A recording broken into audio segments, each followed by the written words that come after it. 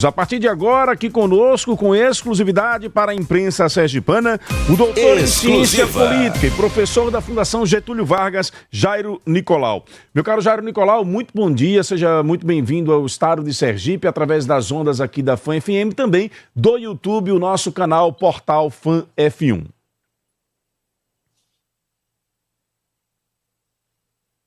Bom dia, uma alegria falar com vocês. Sou fã aí do seu estado, da sua cidade. Imagino que você esteja falando de Aracaju, né?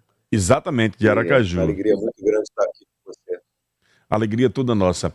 Meu caro Jairo, tenho acompanhado suas análises, seu trabalho na imprensa nacional, sempre demandado para analisar os cenários que a política apresenta, tanto entre uma eleição e outra, quanto após os resultados eleitorais. Nesta eleição, nós temos aí algumas divergências de opiniões. Alguns acham que o Brasil deu uma inclinada novamente à direita. Outros acham que são resultados comuns, que nem sempre o partido que está no comando do Brasil consegue maioria no resultado eleitoral municipal. Qual é a sua opinião deste resultado, deste quadro político que sai das eleições municipais em 2024? Bom, em primeiro lugar, a gente tem que lembrar que uma eleição municipal ela não é uma eleição tão ideológica.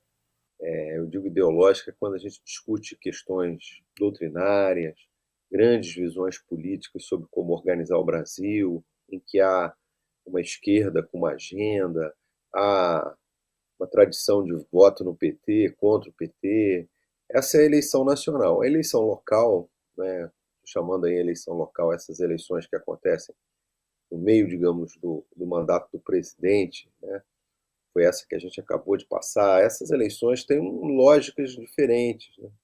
Provavelmente em dezenas de cidades do estado do Sergipe, se você vai observar cidades vizinhas com lógicas muito particulares, né?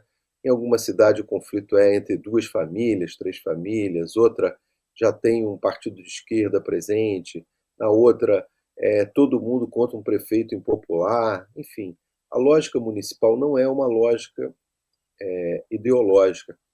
Em poucas cidades do Brasil a gente tem uma reprodução do conflito PT-PL que a gente vê, por exemplo, na última eleição presidencial. Agora, quando a gente acaba as eleições, a gente conta os votos e observa o que aconteceu nos 5.700 municípios do país, a gente vai perceber que alguns partidos ganharam, assim, no agregado, outros diminuíram, e esse é o esforço que os analistas têm feito recentemente, não é? Assim, vamos ver nacionalmente quem cresceu em relação à eleição passada. Vamos ver quem melhorou, quem tem mais prefeitura.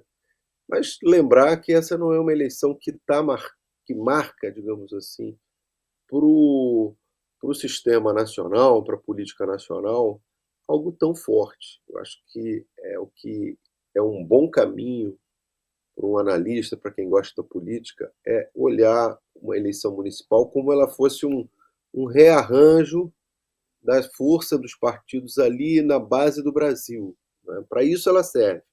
Agora, para fazer prognóstico, o que vai acontecer em 2026, se foi uma avaliação indireta do governo Lula, não foi nada disso. Se o Bolsonaro ganhou, se o Lula perdeu, eu acho que isso é quase um esforço assim de uma conversa entre amigos, de botequim, de família, mas analiticamente isso não vai muito longe, né? Então, assim, se eu tivesse que resumir, eu diria: o Brasil que saiu das urnas em 2024 se parece bastante com o que saiu das urnas em 2020.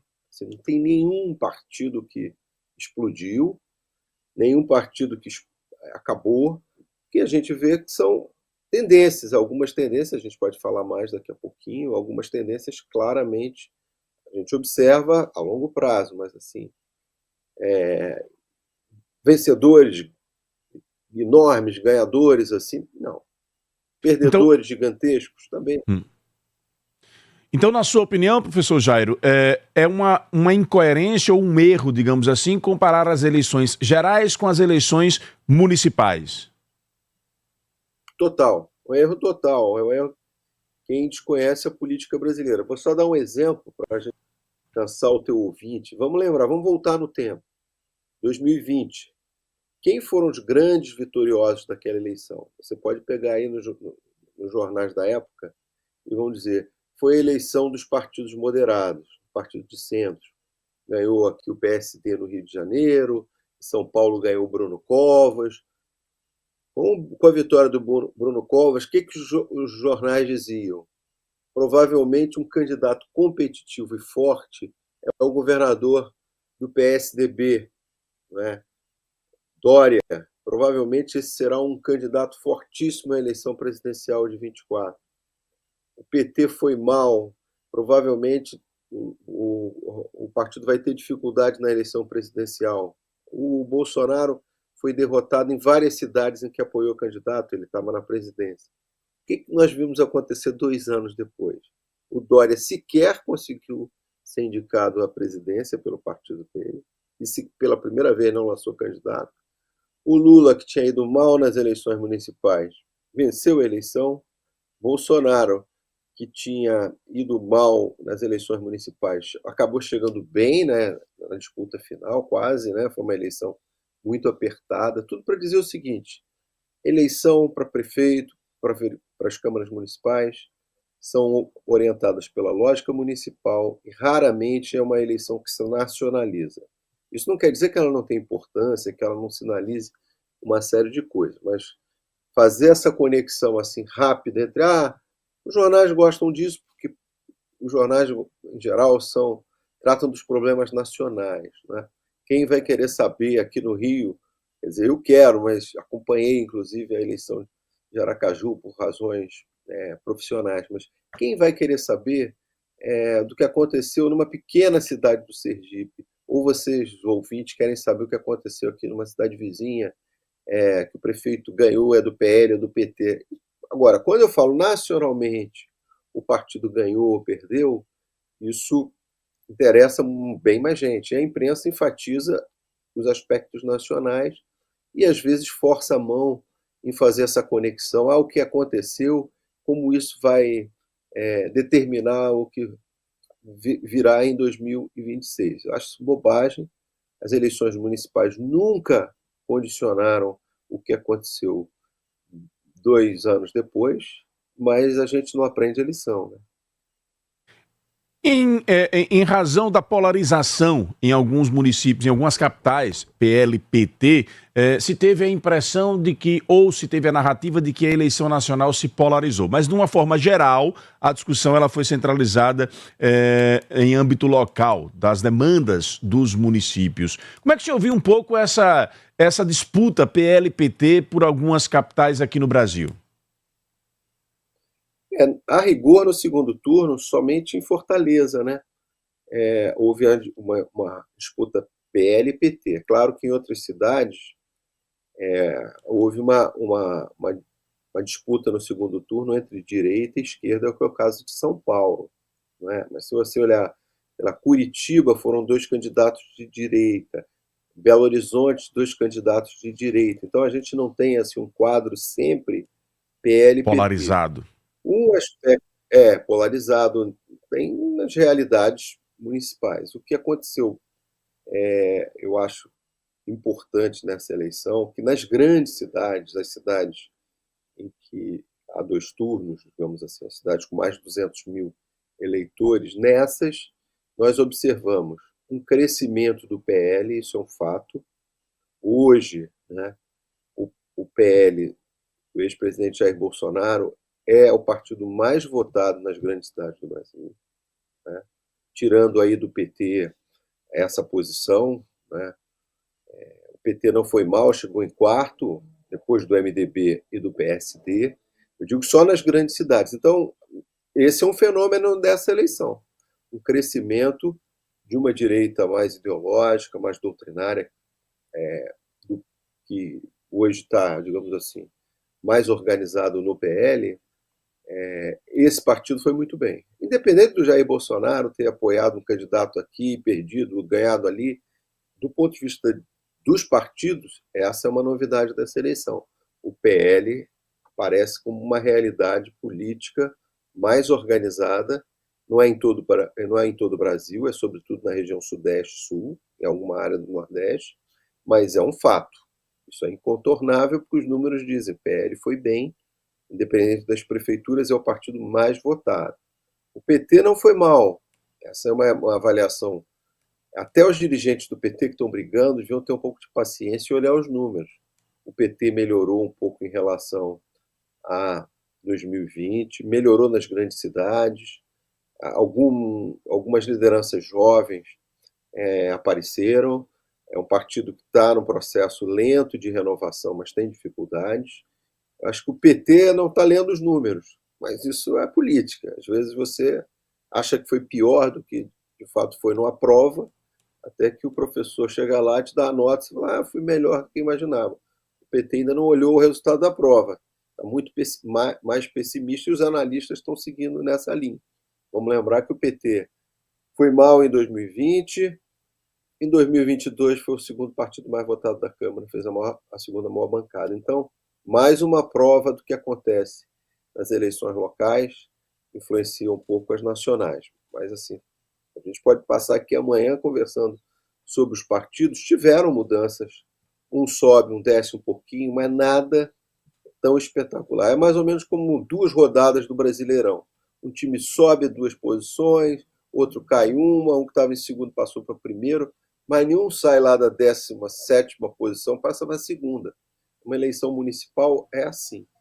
O Brasil é muito grande, tem muitas cidades, muitos partidos, e as coisas acontecem lentamente. Professor Jairo Nicolau, da Fundação Getúlio Vargas, gentilmente conversando conosco aqui com exclusividade para a imprensa sergipana através do Jornal Exclusiva. da FAM. Professor, nós já tivemos em algumas eleições o fenômeno dos outsiders, depois dos agentes de segurança pública, tivemos o fenômeno dos debates com relação a conceitos de religião, tivemos os debates sobre o conservadorismo, sobre a moral. E temos atualmente em alguns municípios, em algumas eleições, figuras que são hoje vistas como políticos de centro ou de esquerda e tiktokers, ou também de direita. Como é que o senhor acha que esse fenômeno ele pode começar a influenciar cada vez mais a presença desses personagens para os próximos pleitos? 2026, por exemplo, podemos ter algum fenômeno que saia da caixinha ou desta polarização que se desenha, de repente com um personagem tiktoker aí que fure esse bloqueio? Você tem que entender o seguinte, os políticos aparecem de acordo com as formas, digamos assim, que eles têm para fazer isso. Essa frase parece meio óbvia, mas vamos voltar no tempo. Como é que você formava um político há 30 anos atrás? Alguém queria fazer política, em geral se filiava a um partido, fazia uma militância, tentava ser vereador, se fosse bem sucedido, às vezes ia trabalhar numa prefeitura, dali para o estadual. Havia o que a gente chama de uma carreira política, lenta, e se a gente lê os livros de história, vai ver que boa parte dos políticos brasileiros tem uma carreira na vida eleitoral e é lenta. Mas isso não é o único caminho. Depois nós tivemos, simultaneamente isso, uma outra forma de recrutar políticos, que era pelos movimentos sociais, né? Ainda existe a seleção, vários dirigentes do Movimento Sem Terra se elegeram como vereadores em várias cidades do Brasil. Então, o PT, o PSOL recrutavam muitos políticos que vinham dos movimentos de base para serem candidatos. Atualmente é quase inevitável. Ainda tem locutores, radialistas, pessoas, pastores, qualquer pessoa que se destaca na sociedade, ele é um potencial candidato, porque ele passa a ser conhecido naquele nicho, inevitavelmente aquilo é uma forma de projetá-lo. Alguns querem ser políticos, o Datena apresentou o programa há anos e sempre diziam, Datena esse ano é candidato, ele não quer. Aí esse ano ele se animou, não foi bem sucedido. Mas ele podia ter sido bem sucedido, ele saiu da televisão para a política. E, obviamente, como agora nós estamos numa era digital, de comunicações virtuais, com as redes sociais, é inevitável que várias pessoas que se destaquem nesse mundo acabem se animando para ir para a política. Eles têm, sei lá, digamos que eu tivesse aí milhares, milhões de seguidores. Sou conhecido porque tenho um canal de YouTube, porque faço lives, faço TikToks, as pessoas gostam de mim. Alguém chega no meu ouvido e fala: você não quer ser candidato, você não quer ser político? Eu não, eu estou aqui com o meu programa. Alguns acabam se animando e saem desse mundo digital e vão para a política. Isso é incontornável, porque é o mundo que a gente vive. Então, nós provavelmente teremos várias lideranças que sairão do mundo digital, se animarão e irão para a política. Vimos agora o caso do Pablo Marçal em São Paulo e outros vão aparecer. Isso não é necessariamente ruim. Não é necessariamente ruim. Podem ter pessoas que saiam do mundo digital, sejam talentosas, competentes, possam fazer um bom trabalho como político, e tem, digamos, os aproveitadores, os desqualificados, que são bons no mundo digital, ou até não tão bons assim, porque propagam fake news, porque são polêmicos. A gente não sabe. Agora, me parece que é óbvio que muitos políticos, nas próximas eleições, tenderão a sair desse mundo, como alguns farão a carreira política tradicional, outros líderes dos movimentos sociais. De onde vêm os políticos são muitos lugares, não é? E agora, com o mundo digital, daí também sairão políticos. Isso aí não tem como mudar, né? Perfeito. Professor Jairo, nossa colega de trabalho, Magna Santana, repórter aqui do nosso programa, quer lhe fazer uma pergunta. Eu já emendo com a pergunta dela, a pergunta aqui do nosso ouvinte, o professor Cristiano Aires. Ele lhe faz um elogio, diz que você tem raciocínio bem coerente, argumentos sólidos e com isso mostra uma visão bem técnica. Como o senhor analisa o uso excessivo de Jesus, Deus, para pedir votos? Sem propostas sólidas, mas parece uma pregação que uma candidatura. Anota essa aí e vamos para a pergunta da Magna Santana. Magna, 5h53. 5h53, obrigada, Narciso. Bom dia, professor Dr. Jairo.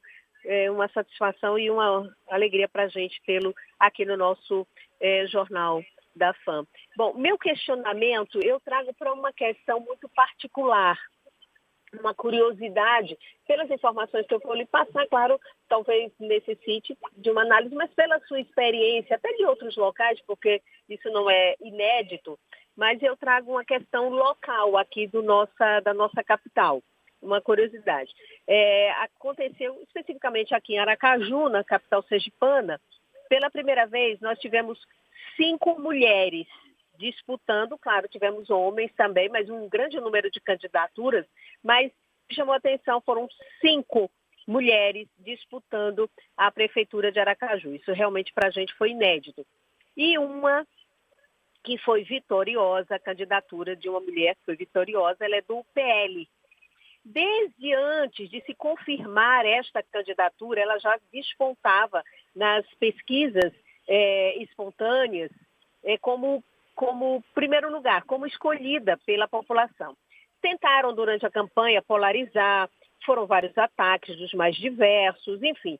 Ela venceu no primeiro turno, quer dizer, foi para o segundo turno, ela saiu vitoriosa no primeiro turno, né, com o outro candidato, e venceu o segundo turno.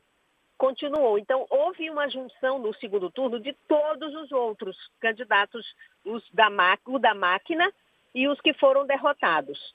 E mesmo assim, ela saiu vitoriosa. Eu aí lhe pergunto, quando há um desejo da população, apesar de força de máquina, de tantos diversos candidatos, mas prevalece, né, o que estranhou, né, todos estranharam isso. É realmente algo estranho, ou quando de repente a população quer, tentaram polarizar, a polarização acabou não surtindo muito efeito entre, né, por ser ela bolsonarista. Qual é a avaliação, com essas pequenas informações que lhe passo, sobre esse cenário, esse tipo de fenômeno? Porque a população realmente, quando o povo está determinado, não importa, né, o que usem, e aí ele manifesta a sua vontade, não se deixa influenciar. Que tipo de leitura é possível fazer disso? Muito obrigada. Obrigado, Magna Santana. Professor, à vontade. O Magna, eu acompanhei um pouco essa singularidade da eleição de Aracaju, né? 5 mulheres, eu não lembro ter acontecido isso em outra eleição no Brasil, municipal, nem estadual, enfim, é um fenômeno que aconteceu aí. Acho isso muito positivo. O Brasil, lamentavelmente, está em um dos piores desempenhos de representação de mulheres do mundo, não é? E isso não faz sentido, as mulheres são a maioria da população, são a maioria do eleitorado, comparecem num percentual mais alto que os homens, mas continuam subrepresentadas. Então, essa notícia que vocês mandam para o Brasil é muito boa, né? No futuro, provavelmente um dia a gente vai ver só mulheres candidatas e competindo. Mas a tua pergunta diz respeito a essa vontade popular. Há casos, né, em que isso é muito patente, né? Assim, fenômenos eleitorais, políticos que são queridos da população, ouviram, digamos, uma festa, uma meme eleitoral, e aí ninguém tira. Né? Acho que essa a graça da eleição, não é?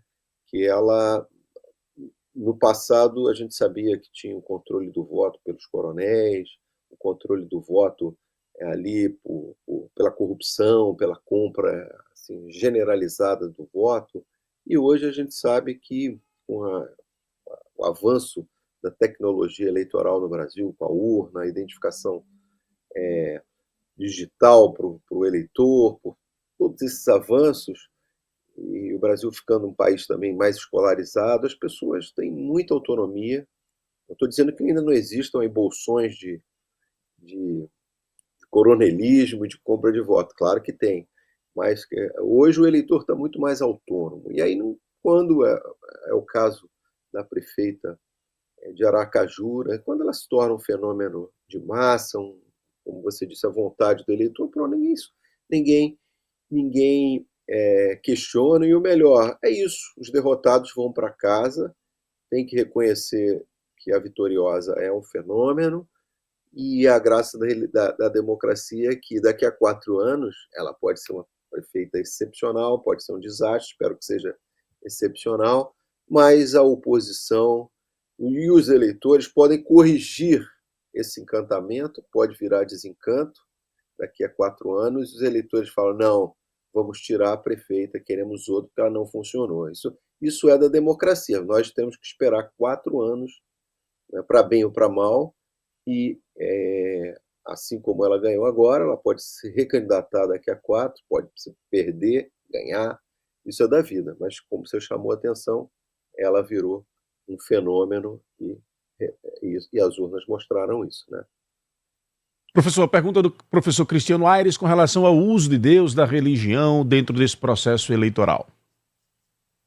Eu particularmente sou um republicano no sentido antigo, né? Acho que a política deve ser separada da religião, assim como das coisas mais triviais, como a gente, se for no estádio de futebol e encontra uma pessoa com uma camisa de um partido, um apoio, é estranho, né?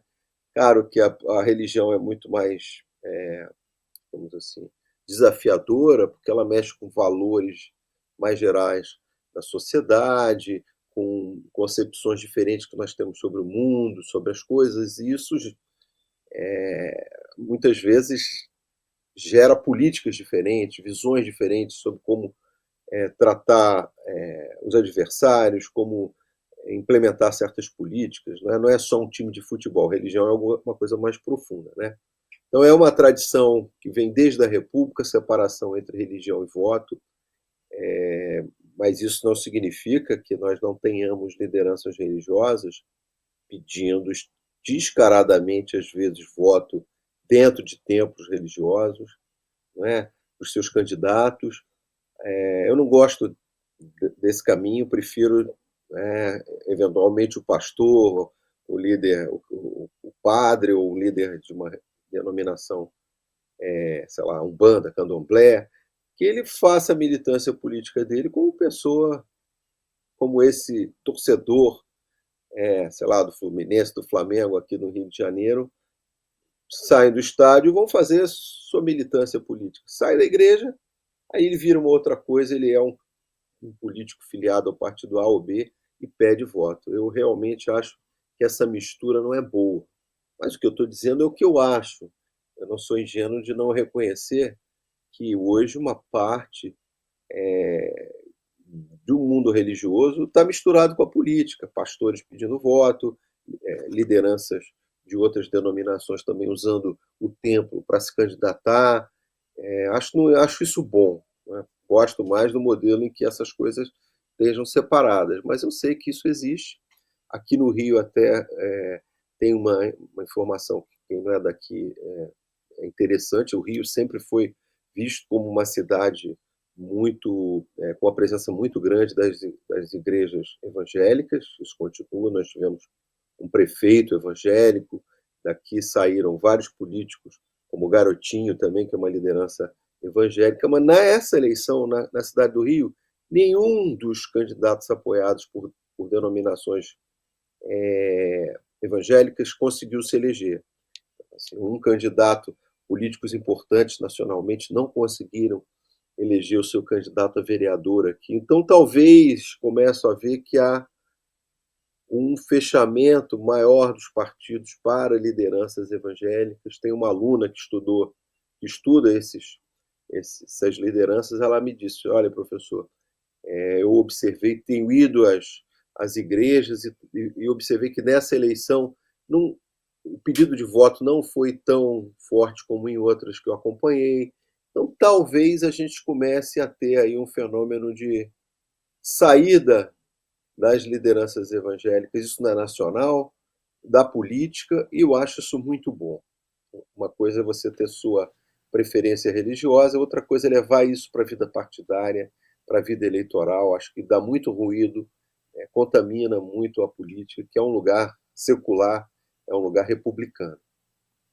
Estamos entrevistando aqui no Jornal da Fã o professor Jairo Nicolau. Ele é doutor em ciência política e professor da Fundação Getúlio Vargas e gentilmente atendeu aqui o nosso convite para conversar com os sergipanos. Acesse meurbane.com.br e confira as novidades do primeiro bairro Parque de Sergipe.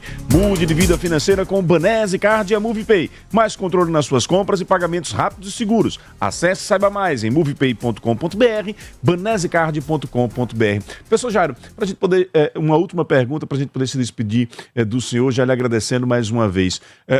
O senhor já nos aconselhou a não misturarmos eleições municipais com eleições gerais. Já nos falou também sobre diversos outros fenômenos aí.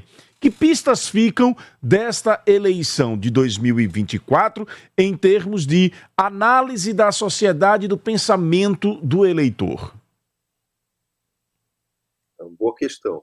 Eu acho que o eleitor sinalizou, primeiro, que ele continua preocupado com as questões locais, sobretudo quando ele elege um prefeito. Isso é importante porque a gente força essa nacionalização. Essa é a primeira. Eu acho que eu estava ouvindo aí, antes de eu entrar no ar, uma conversa de uma ouvinte, que falava do crescimento da abstenção, era um ouvinte, não era um homem, um desagrado com relação aos políticos tradicionais. Nós temos que lembrar que o Brasil, o voto é obrigatório, mas as eleições têm mostrado que muita gente, mesmo com a obrigatoriedade e as punições, né, porque você é punido, né, você não pode tirar o passaporte, se você fizer um concurso, você tem que mostrar o comprovante, mas para muita gente... Desculpa só lhe interromper, professor, só para contextualizar. Esse ouvinte falou sobre este assunto porque desde o início do programa a gente pediu a participação dos nossos ouvintes sobre este fenômeno da abstenção. Como é que eles estão compreendendo um pouco da motivação desta ampliação da abstenção, eleição após eleição e nesta eleição desse ano também. Era só para contextualizar, para o senhor compreender. Esse é um fenômeno que a gente tem que ficar de olho. Essa eleição não foi a que teve maior abstenção, foi a do ano passado, quer dizer, a última eleição municipal de 2020. Obviamente, porque ela foi realizada no meio da pandemia, mas mesmo em cidades, São Paulo, Rio, Belo Horizonte, a abstenção agora no segundo turno venceu a abstenção da pandemia. Em algumas cidades ela está se aproximando aí de 4 de cada 10 ficando em casa. Então é um fenômeno. Nós, estudiosos da política brasileira, temos que ficar atento a isso. O que o eleitor está sinalizando? Uma parte dos eleitores não gosta de política, uma parte de eleitores não gosta do cardápio oferecido para ele no segundo turno. Ele era um candidato que não se viu representado nos 2 que foram para o segundo turno, e ele prefere ficar em casa. A punição é baixíssima. A multa é R$ 3,40. É menos do que uma passagem de ônibus, pelo menos aqui no Rio de Janeiro. Então ele fica em casa. Aí depois, lá na frente, se ele tiver que precisar apresentar o comprovante, ele vai no Justifica, né, vai no cartório eleitoral e resolve a vida dele. Então, cada vez mais o voto no Brasil está se tornando um voto facultativo, porque é um voto obrigatório, cuja punição é R$ 3,40, esse valor não é reajustado. Se fosse R$ 53, as pessoas falam, não, eu sou obrigado a votar, eu vou lá, eu não vou pagar R$ 53 de multa. Depois, chego lá e aperto o voto branco, aperto o número inexistente, anulo meu voto. Mas como a punição é baixa, e agora você justifica na mão, no celular, você viaja para uma cidade vizinha, está lá, o GPS identificou que você está lá, você diz que justificou teu voto, acabou a vida, né? Então, assim, é um fenômeno que nós precisamos ficar atentos e lembrar que em qualquer democracia, quer dizer, na maioria das democracias o voto é facultativo. Muita gente não gosta de política, muita gente não se sente representada pela política, está insatisfeito e tem o direito de ficar em casa, não é? E o eleitor está cada vez mais dando essa notícia para a política. Eu prefiro ficar em casa do que escolher um desses que estão por aí. Eu acho isso legítimo, não é, que aconteça. E talvez a Justiça Eleitoral também ache, por isso que ela não reajusta o valor da multa.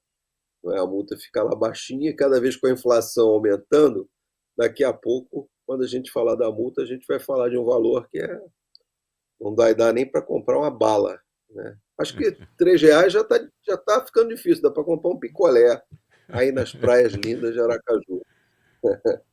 Professor, muito obrigado pela sua participação conosco. Está convidado a vir aqui à nossa terra comer um delicioso caranguejo, viu? Uma castanhazinha de caju. Fui aí esse ano, fiz um passeio pelo interior do estado, fui na capital, lindo estado, fiquei muito encantado com a receptividade do povo sergipano. Fui lá no museu da gente sergipana. Justamente, da gente sergipana, lindo. Fiquei muito encantado, quero voltar, realmente. É uma pérola que a gente tem no país, o seu estado, e o carinho que vocês acolhem aos visitantes, né? Muito obrigado aí pelo carinho quando eu fui aí. Quando estiver por aqui, nos acione. Será um prazer recepcioná-lo. Grande abraço, professor. Muito obrigado. Muito obrigado, senhor. Bom dia para você. Tá aí, portanto, o professor doutor da Fundação Getúlio Vargas conversando com exclusividade para a imprensa sergipana aqui através do Jornal da Fã. Exclusiva.